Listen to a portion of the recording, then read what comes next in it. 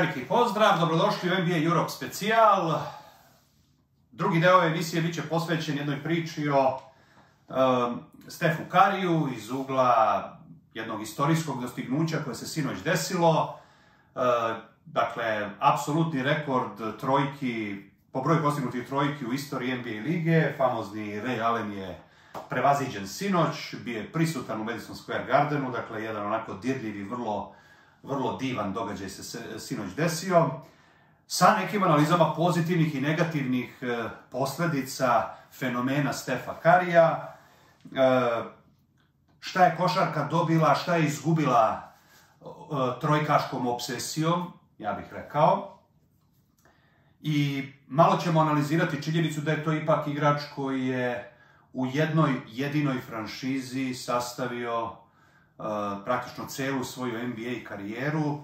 Šta to govori o procesu drafta, o poziciji u kojoj se sada nalaze neka od najzvučnijih imena koja su izazivala pravu euforiju kada su bila draftovana, od Ziona Williamsona, Luke Dončića, puno nekih klubova koji su imali osjećaj da će upravo draftovanje toga promeniti njihovu trajektoriju i učiniti ih šampionskim timom.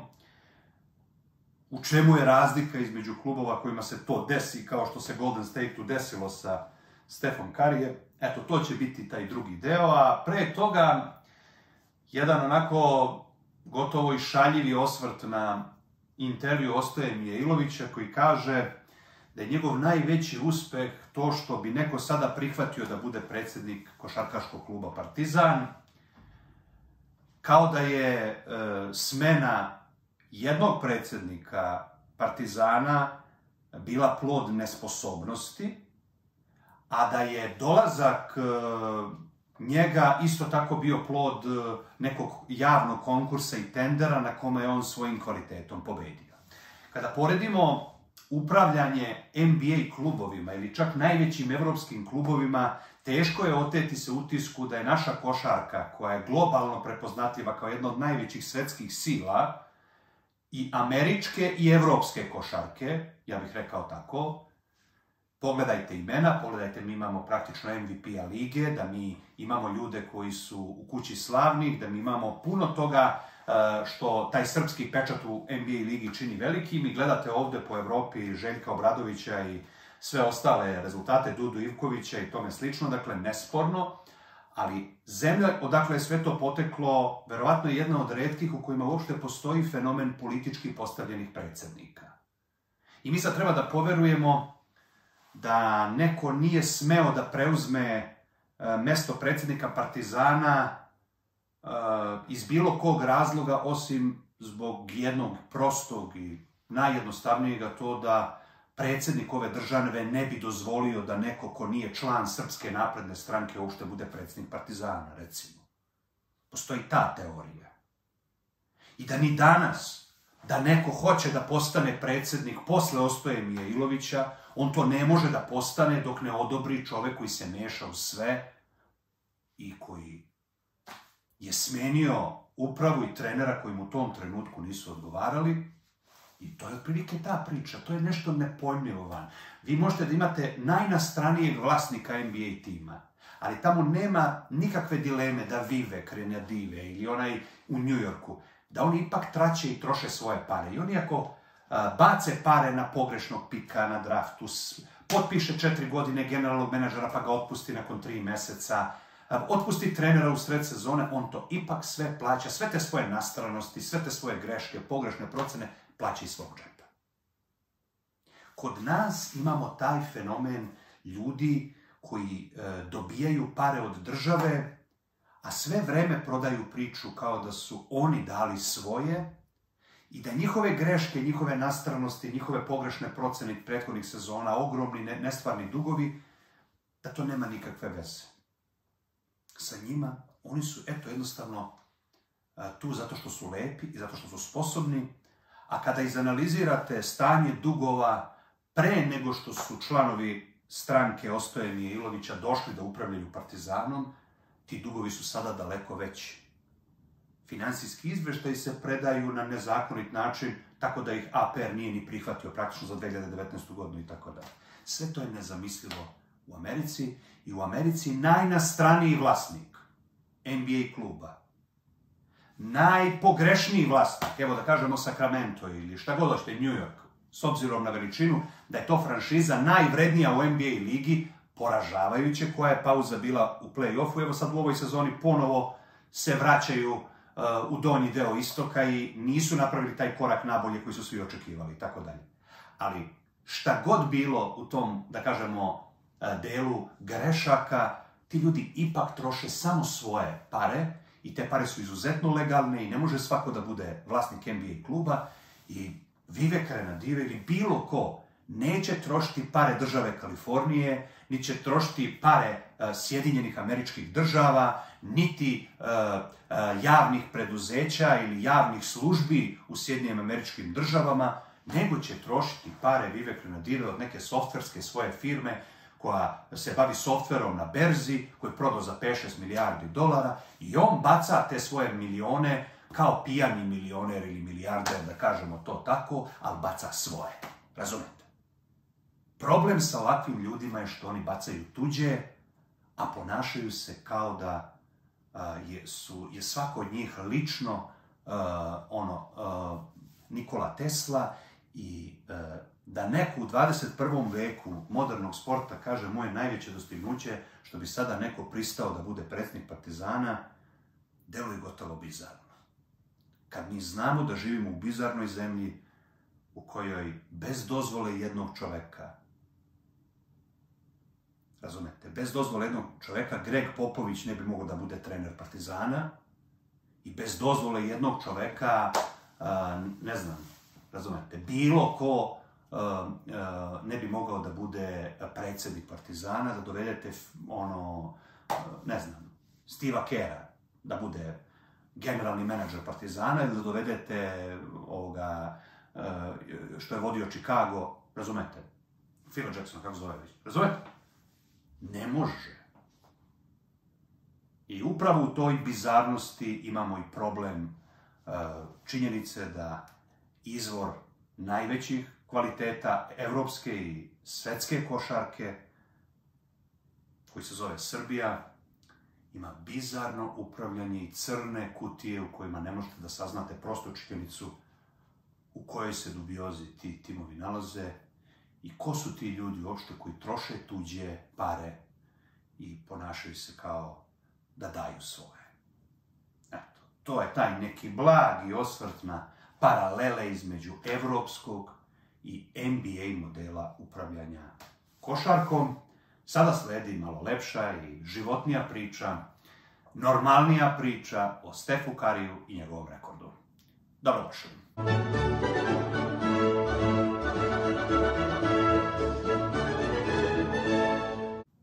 Evo nas u drugom delu, kao i uvek, da počnemo od odložene utakmice. Krenuo je COVID, Chicago u ozbiljnom zaletu, došao je do tačke da ne može da skupi 8 igrača da igraju. Tako da su im odložene 2 utakmice da se saberu. Na ivici odlaganja je bila utakmica između Brooklyna i Toronto Raptorsa, gde je sa problemima zgloba Kevin Durant na zagrevanju ipak odlučio da igra. Da su odlučili da ne igraju i da njega boli zglob, Brooklyn bi praktično predao utakmicu, ne bi postojala mogućnost da se utakmica odloži. I on je čovek odigrao 48 minuta i u produžecima su uspeli da pobede ovaj Toronto koji se potpuno oporavio, koji je došao na 13 pobeda, debelo u trci za play-in, čak i za play-off, potpuno izjednačen istok. Tako da je to isto jedan tim koji ima sad probleme sa koronom i korona se na velika vrata vraća u NBA. Uprkos vakcinaciji, uprkos svemu. Isto produžeci, Portland izgubio od Phoenixa, odlična utakmica, nisu uspeli da poslednji šut za pobedu u regularnom delu pogode. Pali ponovo na 11. mesto, Sacramento se vratio u play-in zonu. Dakle, 111-107, Phoenix gazi i ne okreće se za sobom. I utakmica koja će biti centralna tema ove emisije, Golden State je pobedio New York 105-96 i Steph Curry je postigao tu legendarnu trojku. Nakon toga je podebljao taj svoj rekord. Loptu kojom je postigao tu trojku poklonio je svom ocu. Deluje kao sudbina ta slika malog Stefa Currya i njegovog brata koji također igra u NBA ligi. Kako posmatraju svoga oca koji se takmiči na All-Star vikendu u takmičenju za šutiranje 3 poena. Deluje sudbinski intervju Stefa Currya kojim je negde i najavljena ta njegova velika karijera kao mlad igrač i tome slično. Reggie Miller ga intervjuiše i kaže mu da njegov cilj treba da bude 3000 postignutih trojki i tome slično. I on je negde došao sinoć već na nešto više od 20, ako sam dobro sračunao, trojki od tog broja, a ima još 4 godine potpisan ugovor. Znači, on će svakako ući u istoriju kao neko ko je svojom genijalnošću i preciznošću otvorio vrata ideji o trojkaškoj košarci kao koncepciji, ka tom famoznom small ball konceptu košarke u kome klasični centri nemaju taj značaj koji su do tada imali, u kome najbolji strelac svih vremena NBA lige je centar Kareem Abdul-Jabbar, dakle vrlo niskog stepena rizika šutevi, čovek koji dobije pod košem, niko ne može da ga zaustavi i on je do dan danas ostao neprikosnoveni. Juri ga LeBron James sa ovim zdravljem i svim ostalim pitanjima koje se kreću njega, pitanje hoće li on uspeti Jabara da stigne. 100 poena u jednoj utakmici dao je isto centar Wilt Chamberlain, tako da taj koncept nekog malog snajperiste koji pređe par koraka preko centra i ispali trojku i pogodi je, nekog savršenog šutera koji šutira slobodna bacanja i sebi postavlja cilj da ono slobodno bacanje koje dodirne obruč, on ne računa da ga je pogodio.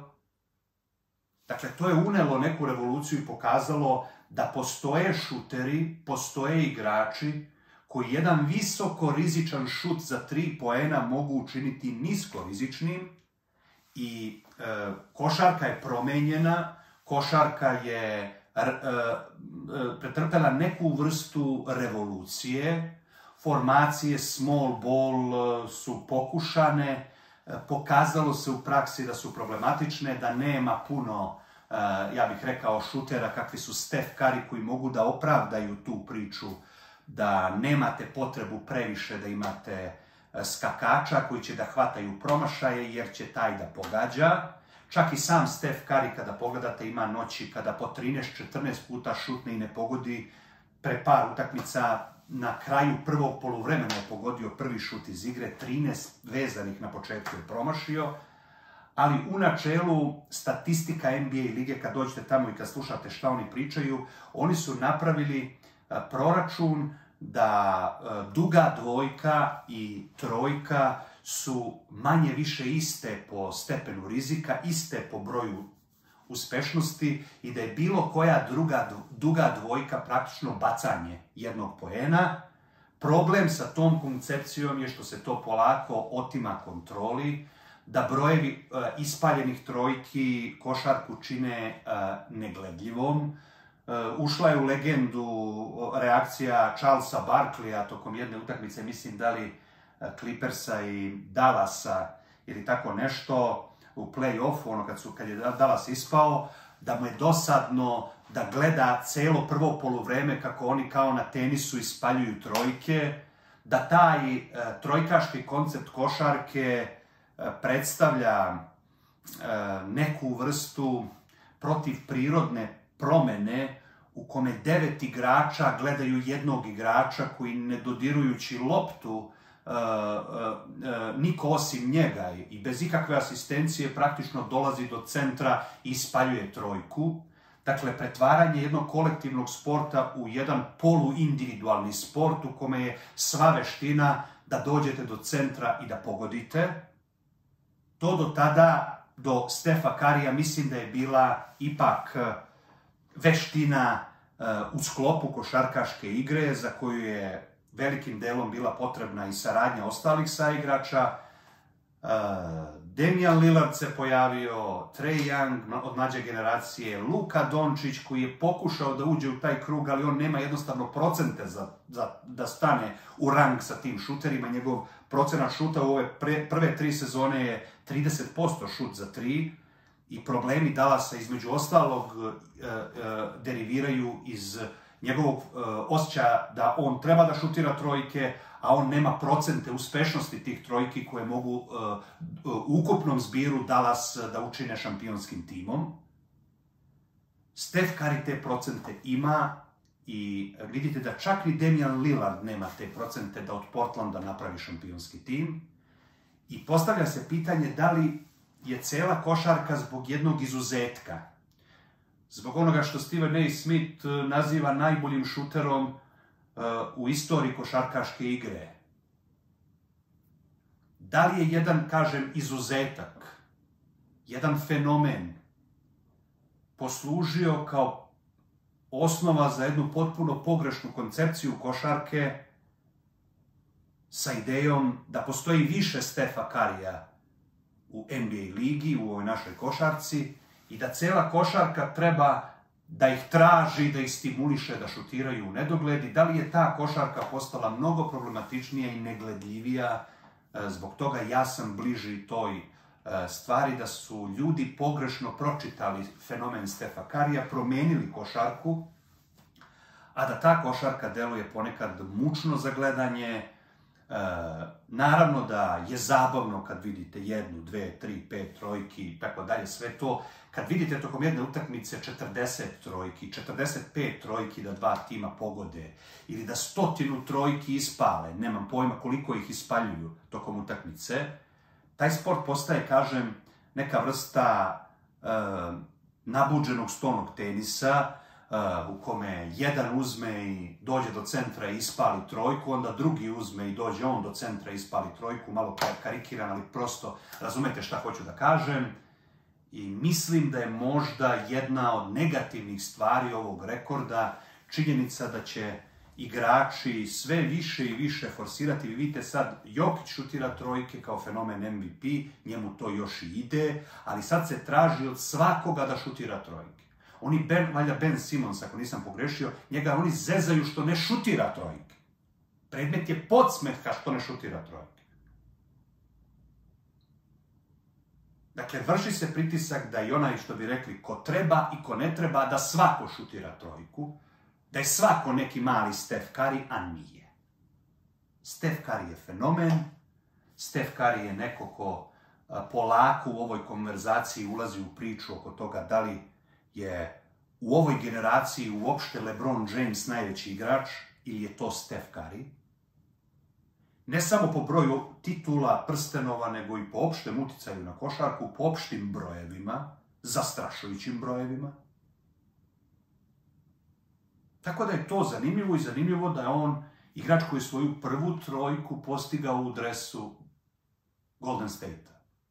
I ovu poslednju je također postigao u dresu Golden State-a, retkost je to. Sećate se eksplozije radosti kada su New Orleans Pelicansi dobili da budu prvi na draftu da biraju, kad su izvlačene one kuglice, jedna eksplozija kao da su osvojili NBA prsten u tom front office-u New Orleansa, jer su dobili pravo na Ziona Williamsona. New Orleans sastavlja, ne znam koja je to, treću sezonu punu sa tim nesporno hipertalentovanim, zanimljivim i uzbudljivim superstarom koji je u međuvremenu postao i all-star.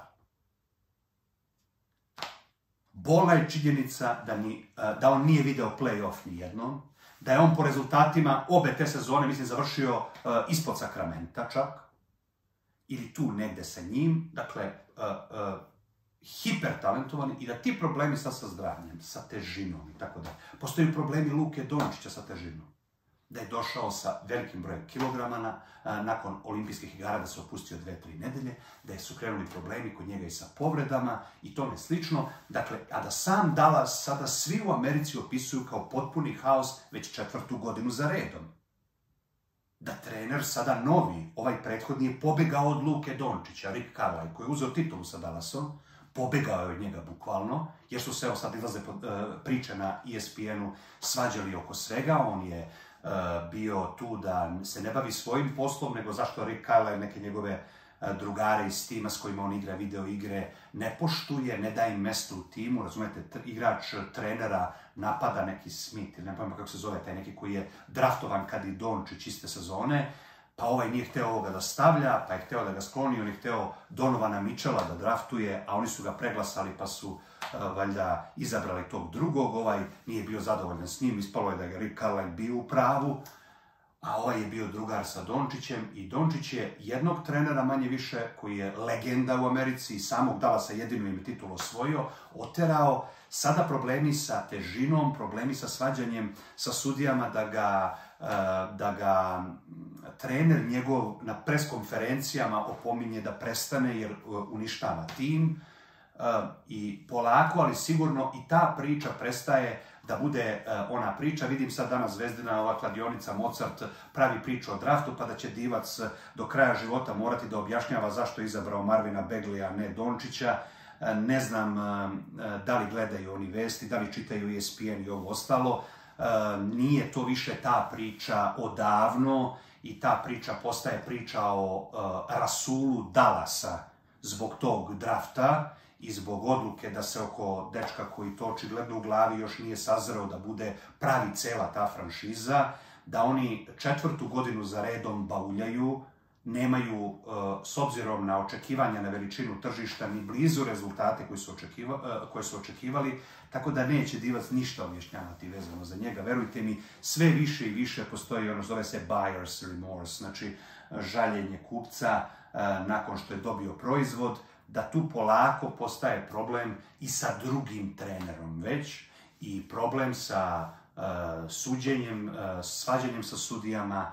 On tokom utakmice se isključi iz utakmice, njegova ostala 4 saigrača rade odbranu, a on ode i priča sa sudijom dok traju akcije, dok traje, razumete?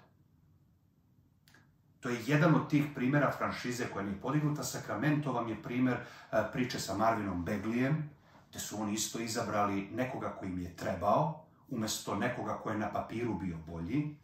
I novi GM je došao i uradio je u ovom draftu nešto potpuno suprotno od Divca. Dakle, Divac je tada izabrao najperspektivnijeg mladog srednjoškolca u celim Sjedinjenim Američkim Državama, jednoglasno izglasanog od svih onih koji su trebali da glasaju to priznanje. Dakle, Marvin Bagley je bio najbolji srednjoškolski igrač u Americi, jednoglasno izglasan.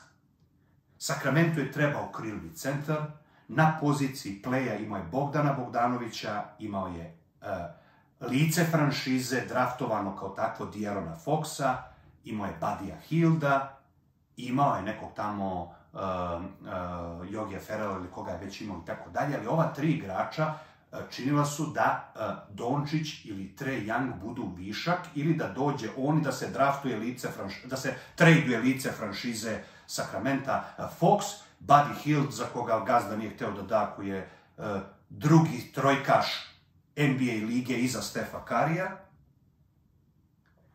I epilog znamo, u prvoj svojoj sezoni Bagley je bio u najboljoj petorci rukija, Luka je bio Rookie of the Year, Luka je postao senzacija i tome slično, međutim, kad oljuštimo senzaciju, činjenicu da je prošle godine na NBA 2K Zion bio jedno od nosećih lica, zapitate se šta od te slave i popularnosti ima New Orleans kao franšiza, rezultatski, ništa.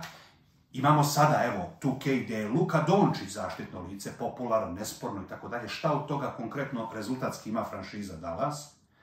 Sacramento je ušao u neki drugi problem povreda, kao što sada, evo, imate povrede Ziona, sa malom razlikom što u New Orleansu nikome ne pada na pamet da napada Ziona kao da je on kriv za svoje povrede, dok u Sacramentu je postojala i postoji danas čitava grupacija ljudi koja smatraju da ako neko stane na nogu Bagleyu i povredi ga, da je to dokaz njegovog baksuzluka, njegove krivice, dokaz da nije trebao da bude draftovan i tome slično. Tako da ja, kao neko ko tom dečku stvarno želi dobro, iskreno postajem umoran od tog Sakramenta i te gadosti. Tamo tih ljudi koji prosto, kažem, su u takvoj histeriji, ako je neko trebao da bude u histeriji, to bi trebali ovi u New Orleansu, da budu 5 puta većoj histeriji zbog Ziona Williamsona i njegovih povreda i njihovih rezultata. Oni to nisu. Ovi koji su 10. na zapadu, konstantno kmeče, ja to u životu nisam video luđi narod, to je prosto nevjerovatno, mediji,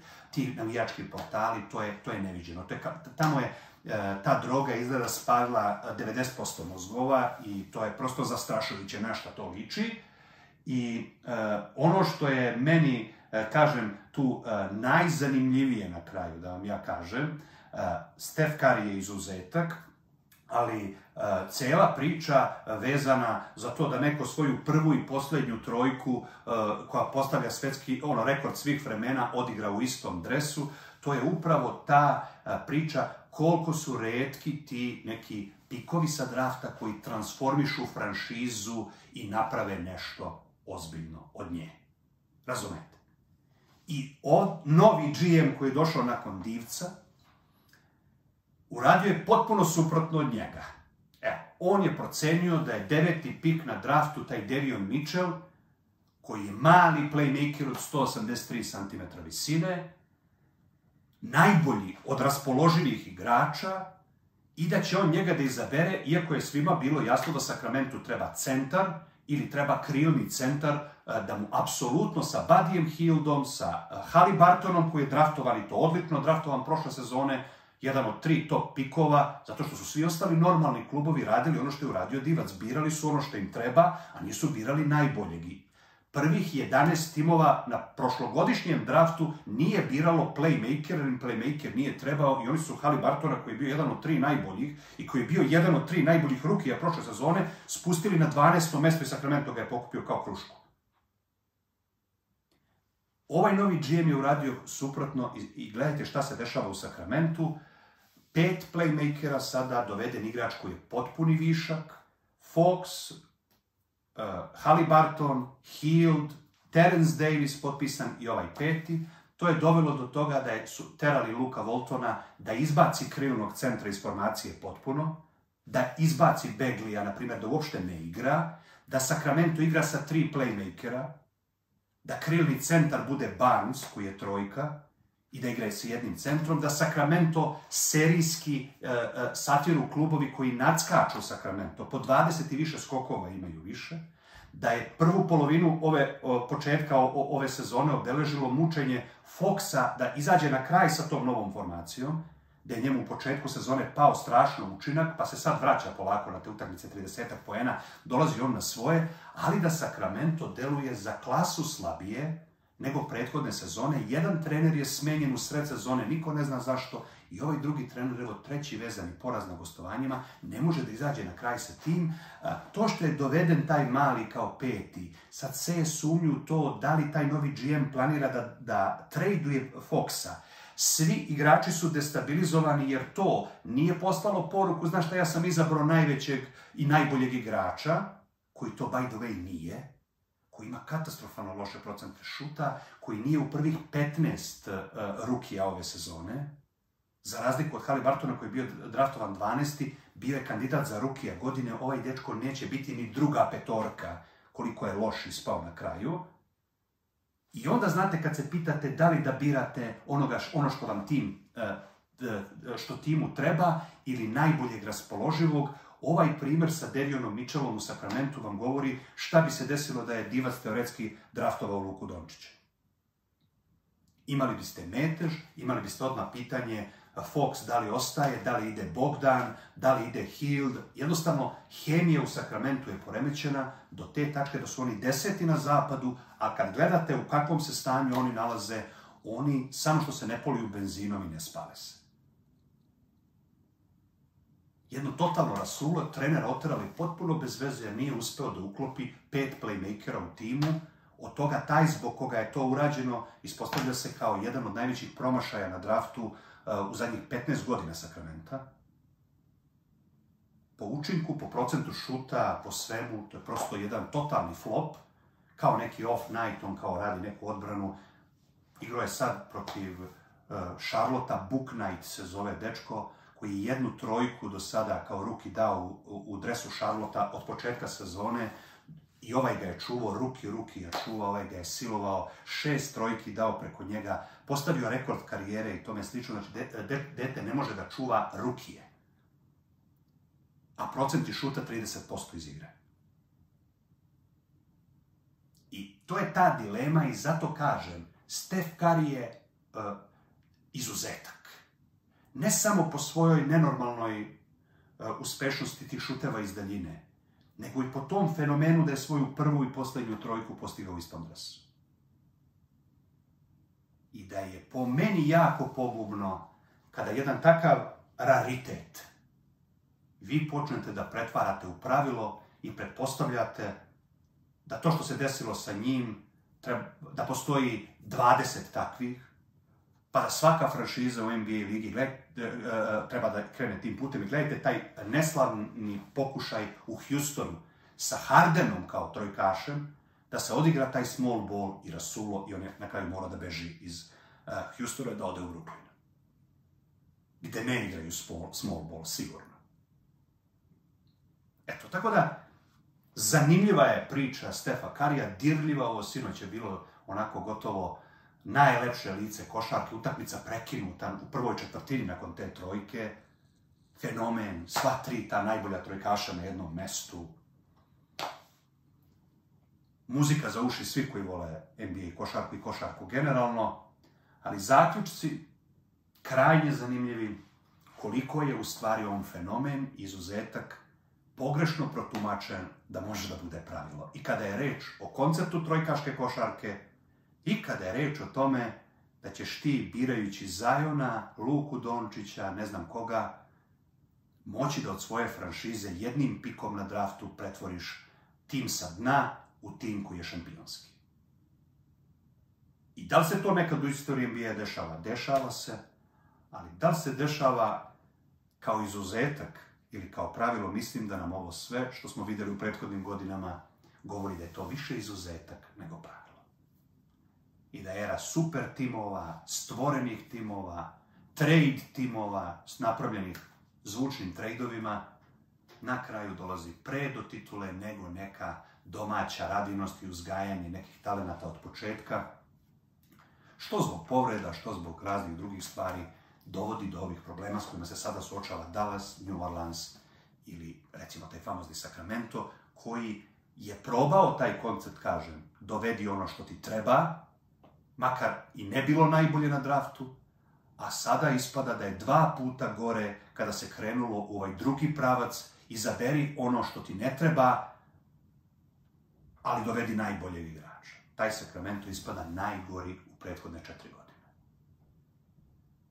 Eto, i to je ta neka onako krajnje zanimljiva priča jednog fenomena i ovaj dres Stefa Currya, ovo sve, razumete, prosto postaje simbol nečega velikog i možda jedini dres koji će uz onu 23-ku Chicaga biti sinonim impresivnih dostignuća ljudskog roda kada je reč o košarci. Jer to što radi Steph Curry, taj stepen atraktivnosti, taj stepen preciznosti, predstavlja stvarno fenomen, ponavljam, pogrešno protumačen, da treba da bude pravilo. Hvala što pratite naše izveštaje na danas.tv, pratite i nadalje. Tradicija se ne menja, samo sredom kad imamo ovu emisiju ne objavljujemo, svim ostalim danima imat ćete analize, da gledate šta se dešava i nadam se uživate 2-3 minuta da vidite i najzanimljivije detalje i analize i ko je gde i šta se dešava. Eto, tako da molim vas da pratite to i nadalje i hvala vam na pažnji i prijatno.